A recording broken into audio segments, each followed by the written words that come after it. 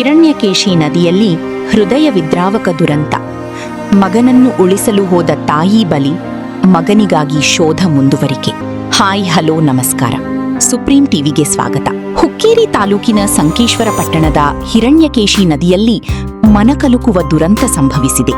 ನದಿ ತೀರದಲ್ಲಿ ಈಜುತ್ತಿದ್ದ ಮಗು ಏಕಾಏಕಿ ನೀರಿನ ಬಲವಾದ ಪ್ರವಾಹಕ್ಕೆ ಸಿಲುಕಿದ ಕ್ಷಣದಲ್ಲಿ ಅದನ್ನ ಗಮನಿಸಿದ ತಾಯಿ ಕ್ಷಣಾರ್ಧದಲ್ಲೇ ಮಗನನ್ನು ರಕ್ಷಿಸಲು ನದಿಗೆ ಧಾವಿಸಿದರು.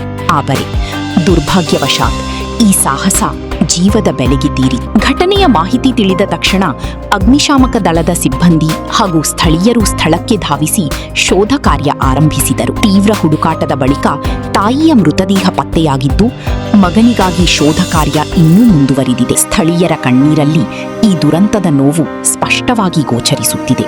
ಈ ಸಂಬಂಧ ಸಂಕೇಶ್ವರ ಪೊಲೀಸ್ ಠಾಣೆಯಲ್ಲಿ ಪ್ರಕರಣ ದಾಖಲಾಗಿದ್ದು, ಪೊಲೀಸರು ತನಿಖೆ ಕೈಗೊಂಡಿದ್ದಾರೆ. ನದಿಗಳ ಬಳಿ ಜಾಗರೂಕತೆ ಅಗತ್ಯ. ಕ್ಷಣದ ಅಜಾಗರೂಕತೆ ದೊಡ್ಡ ಅನಾಹುತಕ್ಕೆ ಕಾರಣವಾಗಬಹುದು. ಸ್ವಚ್ಛ ಸಮಾಜಕ್ಕಾಗಿ ನೋಡ್ತಾ ಇರಿ ಸುಪ್ರೀಂ ಟಿವಿ.